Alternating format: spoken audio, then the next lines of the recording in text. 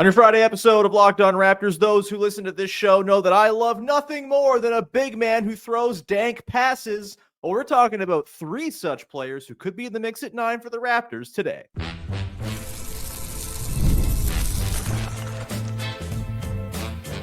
You are Locked On Raptors, your daily Toronto Raptors podcast, part of the Locked On Podcast Network, your team every day. Hey, what's going on? And welcome to another episode of Locked On Raptors, part of the Locked On Podcast Network, your team every day. It is Friday, May the 23rd. We love Friday, don't we? I'm your host, Sean Woodley. Been covering the Toronto Raptors now for 11 seasons on various platforms. You can find all my work over on Blue Sky. You can find the show on Instagram. You can join us in the Locked On Raptors Discord server.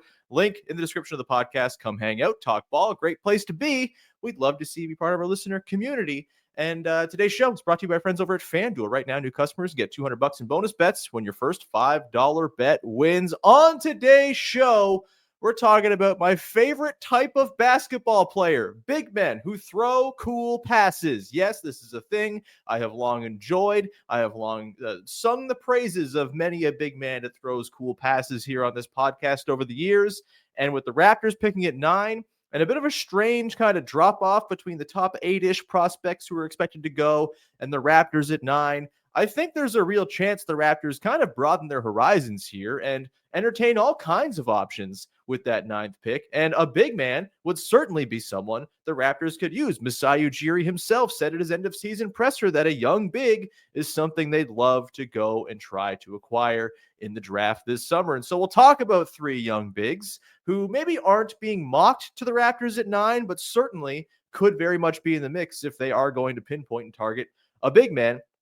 We'll get into Danny Wolf, the face-up point center from Michigan, one of the most bizarre prospects you'll ever see. He's very cool. We'll talk about Thomas Sorber, the more sort of traditional screen and dive big man out of Georgetown, who also throws a cool pass or two here and there. And then Maxime Raynaud, who plays for Stanford, who was crazy productive, who's kind of a badass, frankly. We'll get into him as well. Let's start with Danny Wolf, who I had just buckets of fun watching in preparation for this show. Whenever I've checked him out in the sort of this lead up to the draft process, I've had a very good time.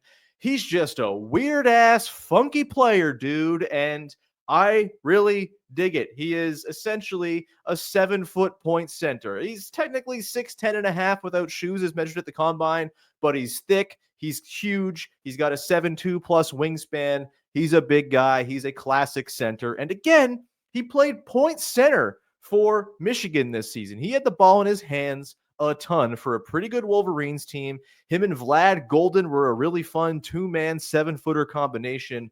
And he was a delight to watch in the tournament. And if you go back and watch any of his games, any of his highlight films, whatever it is from this season, you're going to have yourself a good time. Danny Wolf just turned 21 years old just turned 21 a couple of weeks ago. 13.2 points a game this year, 9.7 boards, 3.6 assists, 0.7 steals, 1.4 blocks in his first and only season with Michigan, assuming he stays in the draft and doesn't go back to school. He transferred over after 2 years at Yale, where he was very similarly productive. The shooting numbers from him are really weird and hard to suss out and figure out what the hell they all mean, frankly. Pretty good three-point shooter considering the difficulty of looks he took.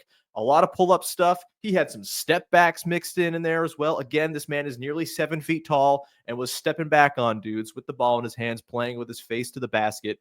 About 34% from deep. Shot very well on his twos, 57% from two, pretty solid around the rim. A lot of mid-range in there, a lot of floaters, push shots, post-up work. And then like a really strange 59% from the line last year. That's a red flag. Obviously, when you're trying to project a big man forward to see, are they going to be able to shoot, which is obviously the most prized commodity among bigs in today's NBA, the free throw is usually a thing you're going to look at as an indicator. And it hasn't always been this bad for Danny Wolf. When he was at Yale, he was about a 70% free throw shooter. 59% this year is extremely weird. I don't know what to do with it. 56% true shooting overall for him. And I think for me, I'm kind of talking myself into the free throw thing not meaning too much, because when you watch him play, Like, there's clearly a lot of touch to the way he shoots. Way better as a catch and shoot guy than he was as a pull up guy, as is the case with most dudes, especially 7-footers. I think he's going to be at least a solid 3-point shooter in the NBA. When you look at the stroke, it looks clean, it looks solid, it looks balanced, all of the things you're looking for. Again, I'm no shot doctor, but I feel like you can sort of tell when you see a guy whether a jump shot looks busted or not. And it certainly doesn't look busted by any means. And I don't know if the free throws are the thing I'm going to use here to guide my belief or lack thereof in Danny Wolf becoming a 3-point shooter. The thing that really gets you when you watch Danny Wolf is the passing. The offensive package is just so damn fun. The handle is legit for a guy that size. Look, he's not Kyrie Irving, but for big men, he's basically the Kyrie Irving of big men in college. That's like how good his handle is. He can put it on the deck, turn the corner on guys, get all the way to the rim.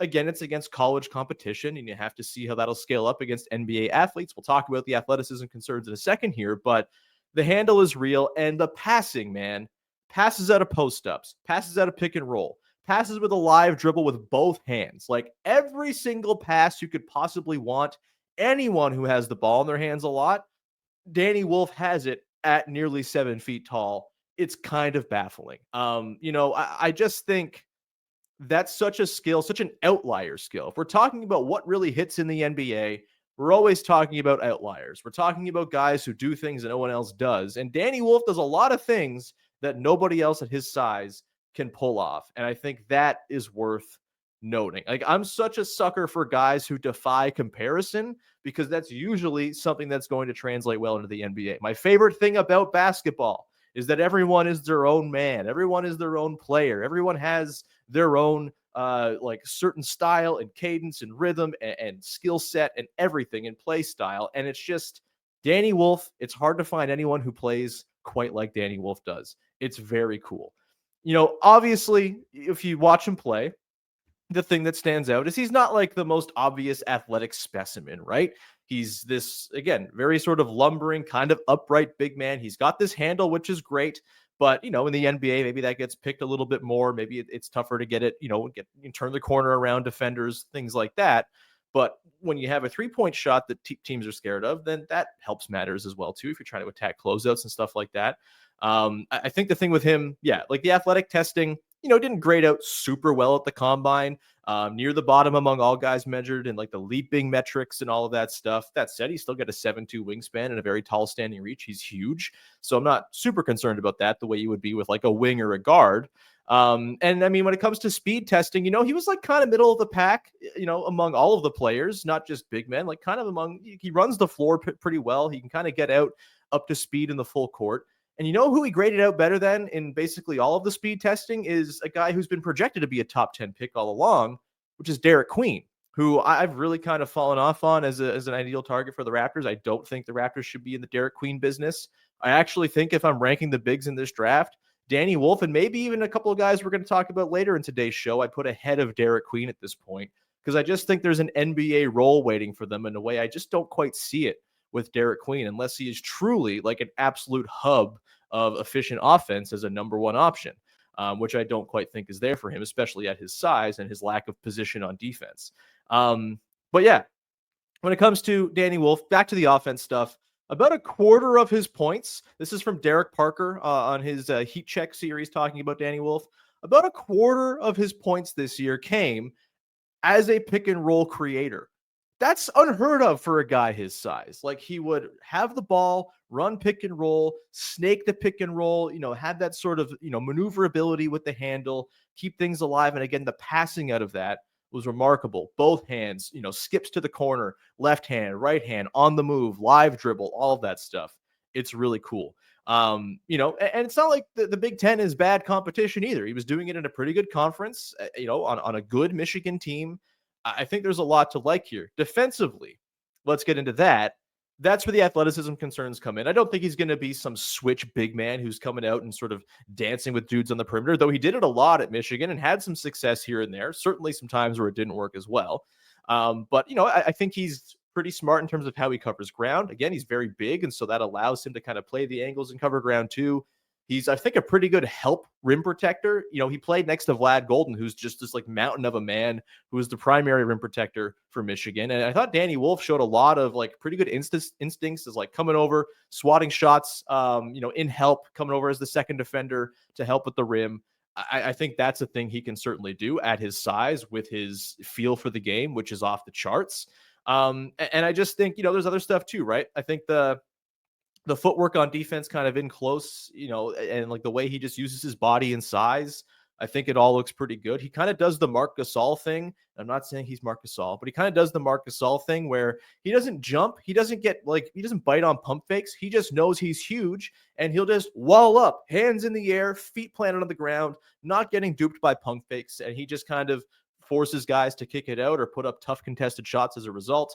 I think he's not going to be an ace defender by any means. You're drafting Danny Wolf for his offense, but I do think there's a world in which his defense is passable and his offense is so interesting and sort of dynamic and creates such matchup problems for other teams that you get by just fine without him being an incredible defensive player. And I do think as a compliment behind Jakob Poeltl, just as a different change of pace, I think he'd be a really fun fit in the front court next to Scotty Barnes, especially with what we've seen Scotty do as a help side rim protector as well.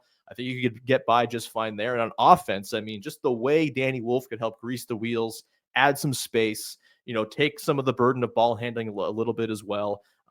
Be part of the Raptors' egalitarian offense, I think it would really work. Again, I'm not saying that he should be the pick at 9 necessarily. I've got Kaman Malawash, Jeremiah Fears, Noah Esenge kind of as my 3 favorite dudes at number 9 right now, hoping one of those first 2 guys falls from the top 8 where they're projected to go. And I think Esenge will be there in all likelihood, unless he has a really big climb here before the draft. But if the Raptors took Danny Wolf at 9, I couldn't fault them. I'd be all right with it because I think they would sort of see the vision there of how he would work within a Darko Rajakovic offense, how he'd work with Scotty Barnes.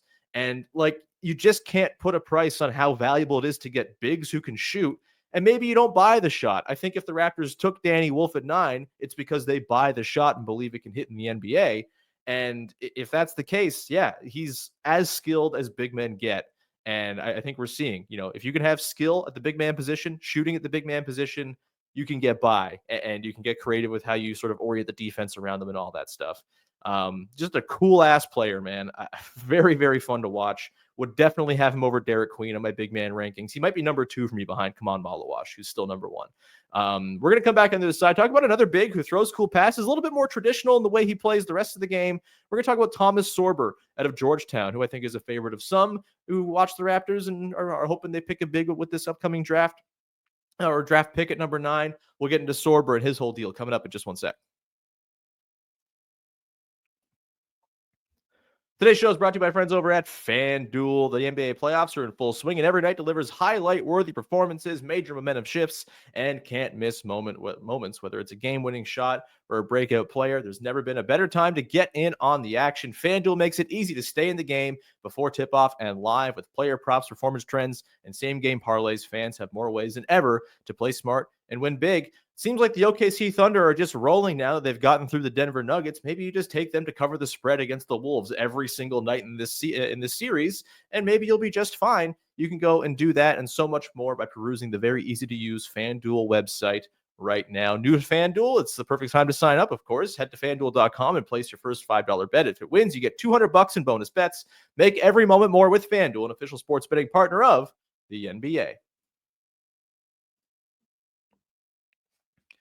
Back at it here, talking about cool bigs who sling passes, baby. And next up on the list here, Thomas Sorber, the youngest of the 3 guys we're going to talk about today, a freshman out of Georgetown, 19, doesn't turn 20 until I believe December. And there's a lot to like about Thomas Sorber. He's someone who, I haven't had super high on my radar throughout this lead up to the draft process because it just kind of felt like he was going to be a little bit lower down and wasn't much of a shooting threat. And I think if you're going to draft a big, if you're the Raptors, you got to be banking on the shooting being a thing. But there's a lot to like here with Thomas Sorber as well. He measured quite well at the combine, a 7'6" wingspan. Pretty big. It's long arms. That's right up there with Rasheer Fleming and just shy of Kaman Malawash's 7'7" wingspan because Kaman Malawash is a pterodactyl. But yeah, Thomas Sorber, the whole deal on him this year, 19 years old, like I said, 14.5 points a game at Georgetown, 8.5 boards, 2.4 assists, steal and a half, and 2 blocks. The defense with him is kind of the selling point. We'll get into that. Nearly 60% on his twos, 16% from deep on just over an attempt a game, 72% from the line, 58% true shooting overall for the Georgetown freshman. Let's start with the defense with Sorber, because that is the big ticket item with him. The Georgetown defense this year was 26 points per 100 possessions better when he was on the floor versus when he was off. He was kind of everything for their defense. He's built like a fire hydrant. Yeah, he only measured 6'9.25" without shoes at the combine. It's a little on the small side for a big man. That's only like a quarter inch taller than Derek Queen, for example. It's not super ideal if you're thinking about him as like a classic drop big man, which, if you kind of listen to those who've watched a lot of Georgetown basketball this year, really studied up. Our pal Keandre Hoop Intellect, always one that I really love to sort of lean on because he knows his stuff.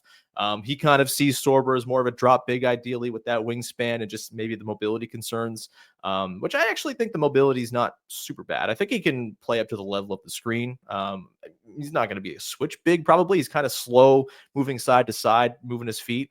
But yeah, I think the defensive package there, just the build, again, he's a brick wall. You can't post him up. You can't move him in the post. He's just going to stay there. That's really impressive. He's got really good timing, good second jumps, awesome hands, all this stuff, good in rotation. Looks like he's going to be at least relatively scheme versatile in the NBA. And he's a damn good rebounder as well. I think all that stuff kind of points to a classic good defensive big man. Offensively, finished well around the rim, 68.2% at the rim this season. To me, his offensive package is actually not dissimilar from Jakob Poeltl. It is kind of below the rim. He'll catch it. He'll probe. He'll maybe put up a little push shot floater. He'll drive in for a layup. He's not going to be like a vertical threat, it seems. He's not someone who's getting up and dunking on your head and things like that, which is I think the Raptors could probably use.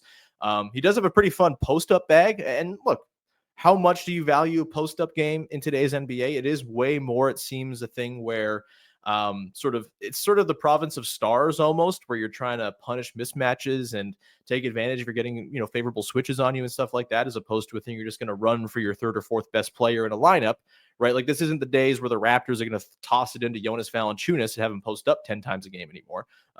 Maybe not 10 times. That's a lot of post ups per game, but you get the point. I think it's, the post-up stuff is more of a, hey, if he gets a small guy on him, maybe that's an all right thing to go and punish. He's a little smaller, too. Again, he's only 6'9.25" without shoes. So maybe in the NBA, his post-up game runs into more interference and resistance, and it's not quite as good. But he's certainly got a fun bag. He's got some nice spin moves and counters and things like that. Good with the pivot foot. So there's that. It's on offense. He is sort of, not to mention another Raptors big man or big man adjacent player here. But just to kind of put it in context for you, he is sort of like a bigger, more refined version of Jonathan Mobo, honestly, where he's got less of a handle than Mobo for sure. Mobo's got way more in just like terms of like natural handle and passing ability. But as far as like what he does as a scorer in that sort of in close range, he can kind of beat guys quick off the bounce from 10 feet and in. He can put up that little push shot, and it actually kind of goes in more than it does for Jonathan Mobo, which barely goes in right now at all. He's got the good connective passing stuff. I think he's going to be a really nice short roll player, much like Jakob Poeltl is. And I think he's also going to be a guy you can run dribble handoffs and stuff for, right? Like, that's going to be a big part of what the Raptors do on offense going forward. One would assume that's what they've always done under Darko Rajakovic. And I think they like their bigs to kind of pull out, especially if they're not classic shooting bigs.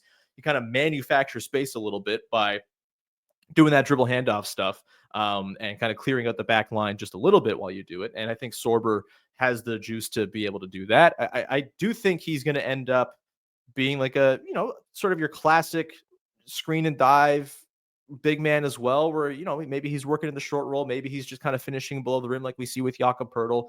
Like, very just sort of like traditional big man stuff here from Sorber.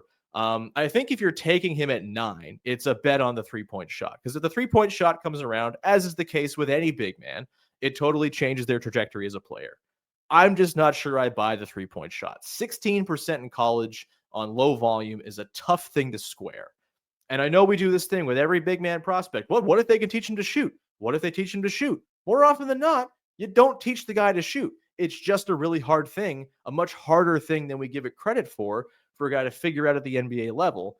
And if you watch Thomas Sorber's jump shot, it looks kind of bricky. Like it just doesn't look super smooth. It looks a little bit labored. I'm not, again, I don't like doing the shot doctor stuff because, everyone has their own different way of doing it and it can work for everybody in its own specific way. But, his misses look pretty clangy, if for lack of a more eloquent term. Like they don't look like she's just like a little bit off from those going in. Like he shot 16% and a lot of them are bricks. And so with that, I'm not super high on banking on the shot hitting.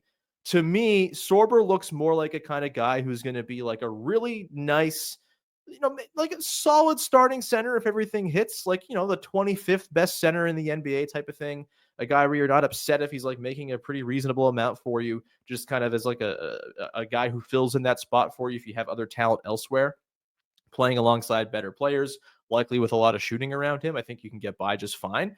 I also think there's a real chance he's just like one of the best backup bigs in all of basketball, like Mitchell Robinson style, right? You bring this guy in, he's almost like an extra starter for you. He's not quite good enough to be a full-time starter for you, maybe a little bit matchup prone where things can go wrong against certain types of teams. He can be schemed out of series, whatever it might be, but you're happy to have that guy around for his connective passing, for his rim protection, for his just overall defensive acumen, and his ability to just kind of finish around the rim, get the garbage buckets, be a good rebounder, all that stuff. That's, I think, the Thomas Sorber outlook. And for me at number 9, not quite cutting it for me there. If there was a little bit more in terms of the offensive package, I'd be close to being, all right, you know what? Hey, like bank on the defensive floor and hope that the offense fills in. But without the 3-point shot being even just like a little bit passable in college, I have a hard time thinking Sorber is going to be the guy at 9, but he could totally work out, right? If he figures out shooting in the NBA, he's going to be a damn good player. The type of guy that every team is after, but there's a reason every team is after big men who can shoot. It's just there aren't that many of them. And as many as, guys who actually do hit where it's like, oh, he figured out how to shoot.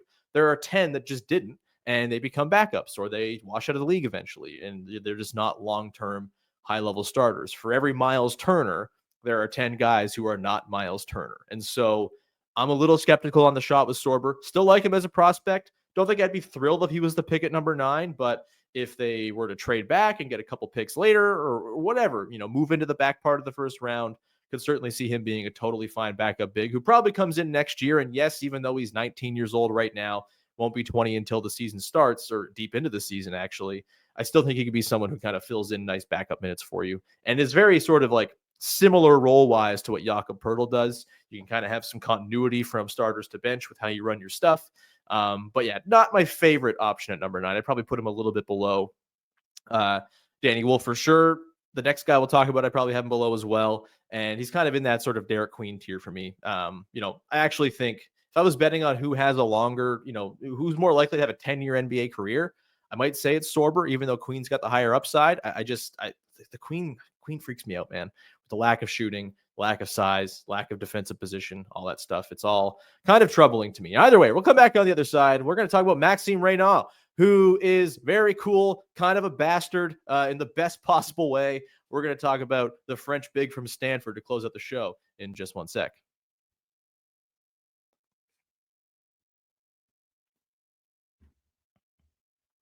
Wrapping things up here on Cool Big Man Friday here on the podcast with another look at a potential Raptors big man target. If in fact they do want to just say, hey, we need a big man, we're going to go get one in this draft.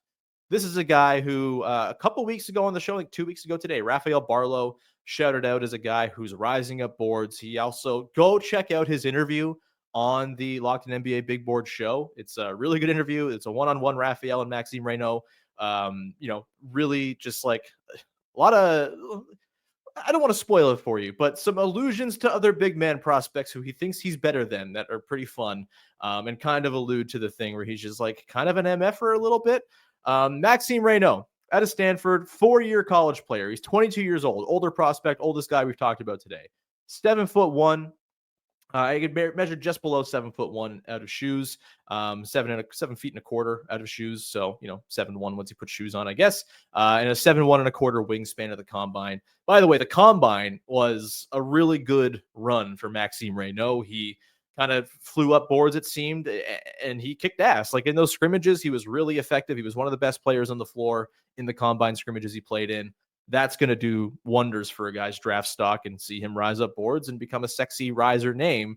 The whole deal with Maxime Raynaud, an incredibly productive player at Stanford this year. And he was throughout his time there, but this year, their first year in the ACC after moving from the Pac-12, the better competition, he was damn effective. 20 points, 11 boards, nearly 2 assists with a steal and 1.4 blocks a game in his senior year at Stanford.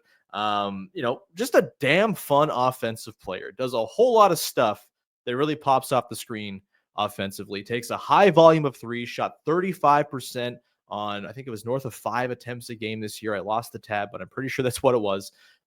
Like the shot looks kind of bizarre. It's like got this sort of slow catapult rhythm to it. It takes a little bit, but he's 7 feet tall, so it's pretty impossible to block, even if it is a bit of a slower shot. He's like pretty audacious with it too. Like he'll take it contested, he'll take it deep, like he'll take some really like 2-3 feet behind the 3-point line. He's happy to jack it up. And I buy the 3-point shot probably more than any other big man in this class, even though it's a little bit of an unorthodox release. It looks good and it goes in at a 35% clip, which for a 7-footer, you're taking that to the bank all day long. And I think too, the sort of slow catapult thing for him almost works really effectively because it lends itself to a damn effective pump fake. He's so good at kind of looking like he's going to shoot, taking forever to wind it up, and then it almost gives him more time to decide whether or not he's just going to let it go or attack a closeout. And he draws a lot of closeouts as a guy who shoot 35% from deep, and he can do stuff off those closeouts. He can make a couple dribbles, put it on the deck, get to the rim, dunk. Like there's a lot there with a guy that size with that much ball skill who can draw closeouts. The possibilities become endless. He's also a solid passer. Bit of an errant passer. He had more turnovers than assists this year, 2.4 turnovers a game to 1.7. We'll get into that a little bit more and why I'm not so concerned about that in the NBA. But I think just the shooting, the 77% from the line, like that's a pretty good number as an indicator that the shooting is real. He shot 35% both this year and last season as well. On high volume, I just think I buy the 3-point shot. And I think he's probably got the best shot of any of these bigs in this class to truly be a stretch big man who changes how defenses have to orient themselves because they're terrified of the 7-footer banging triples on their heads. If there's a red flag, he had a weird season shooting from 2. Just 53% from 2 this past year, by far a career low, always in the high 50s, low 60s from 2-point range before this year. Maybe it's to move from the Pac-12 to the ACC, tougher competition, stuff like that, bigger bodies. Maybe it's just that he carried more burden and was sort of the hub of the Stanford team this year that saw a lot of attention, saw a lot of help around the rim. I also think there was a lot of mid-range stuff that just didn't work for him. The mid-range shot's not very good. Again, that sort of slow catapult rhythm works for the 3-point shot, less so when you're trying to rise up in traffic from 18 feet. And I think that's where a lot of his 2-point struggles came from. And so I think if you kind of coach those shots out a little bit and he becomes kind of a threes and rim shots kind of guy, you're totally fine. And at the rim, like he gets up, he's a vertical rim finisher. He can throw down lobs. He can finish in transition, like really quick getting out in the open court for a big man. Can run the floor with the best of them, gets down the floor, can throw down lobs on the run. A kind of an above the rim finisher. He seems to love to dunk, which is awesome. And so you have that as sort of a different type of component. If the Raptors were to draft him, for example, you get that vertical lob threat plus a 3-point shot, just a totally different package that you're bringing than what Jakob Poeltl currently brings. And I think having stylistic diversity among your centers is one of the more valuable things you can find. Someone as well with the way he shoots. I mean, could you try 2 big man combos with him? A Poeltl, Raynaud, like double 7-footer look. I think you could probably mess around with those types of lineups at times in certain matchups. Maybe not in the playoffs. Certainly not, when he's a rookie or anything like that. But if you can put a 7-footer who can shoot next to a 7-footer who can protect the rim and be a roll threat and create from the hubs and all that stuff, I mean, that's pretty exciting to me too. You can play jumbo ball, which me, I love jumbo ball. Really good rebounder as well. Good on the offensive glass. Was incredible on the defensive glass. Led the ACC in defensive rebounding percentage and overall rebounding percentage this year as well. The production's just there, man. It's like he's a damn fun offensive player. Like I said, there's a lot of good stuff going for him. I think if there's a concern for me, it's not the 2-point shooting, though. That's something that, is a bit of a red flag you want to monitor because it wasn't so great this past year. Again, the mid-range stuff, I think, brought him down. The thing that really stands out to me is I'm worried about his frame not holding up against bigger dudes in the NBA. Danny Wolf, for example, super thick, pretty strong. Thomas Sorber, brick wall. Raynaud kind of looks like he might get ragdolled a little bit. And at 22 years old, maybe a little bit less in terms of like growth potential, just like physically to get bigger and stronger. I mean, everyone gets bigger and stronger once you get NBA level nutrition and dietary plans and workout regimens and all that stuff. But, how much more can he actually pack on and maintain his sort of spry agility, which makes him such a fun offensive player? I think it's a genuinely fair question, and he might just not be a great defensive player. I think he can protect the rim just fine. I'm not sure he's going to be a scheme versatile switch big. He's probably just like a straight drop guy, but at 7 feet with a 7'2" wingspan, nearly, or 7'1 1/4" wingspan. I mean, maybe you're fine with that. You can get by. And I think with Scotty Barnes next to him, I think he'd be all right too. It's pretty similar in terms of overall measurements to Jakob Poeltl, actually. So if you think about it that way, I think Poeltl, again, a little thicker, a little more spry with his feet, a little better moving laterally than Raynaud is. But it's just the physical stuff with him. I worry he might just like, you run into there's a lot of big, thick, big men in the NBA these days, right? You run into even like a Nikola Vucevic and he might get overpowered physically. You run into a Jokic and he's probably getting ragdolled like Chet Holmgren was during that last series in the playoffs. Chet Holmgren, I think, again, he's not Chet Holmgren. Chet Holmgren was the second overall pick. He's a much more talented overall player. But similar sort of vibe of a guy who, kind of allows you to kind of experiment with multi-big lineups, who maybe in certain matchups is just not physically up to it and gets kind of run out of the, run off the floor or run to a different position, has to guard somebody else, and you have to work around that. But yeah, I think he's got the size to be just sort of like your classic drop rim protector and maybe hold up just fine. It's the offensive stuff that you're drafting him for. And there's a lot of really fun offensive stuff going on with Maxime Raynaud, man. I think in the NBA, he probably ends up being more like he does a lot for Stanford, did kind of everything, a lot of post up work. And I think that's probably the thing, kind of going back to the assist to turnover ratio thing. I think you probably see a bit of a lesser situation in terms of like throwing errant passes, getting turned over, getting it pickpocketed, because he's going to see fewer double teams in the NBA. First of all, he was the guy for Stanford. He was the orbit that, he was the thing that the whole team orbited around. He saw the most attention from defenses. He's not going to be the offensive hub for whatever team he's playing for. If he's on the Raptors, like, there's just other guys who are going to garner more attention than he will. And I think in the NBA, his role probably gets streamlined a little bit to be more of a screen and dive big man, or, pick and pop big man, right? Where he's either popping up for threes on the wing after setting a screen, or working in the short roll, or just being a straight lob finisher.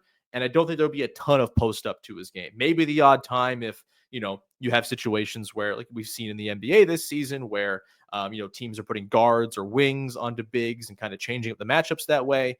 Might be harder to do that because he's a damn good 3-point shooter. I don't think you want a guard closing out on a 7-footer who can bang threes. But if you have those situations where those mismatches he can hunt, I think he's got a good enough post bag to do it.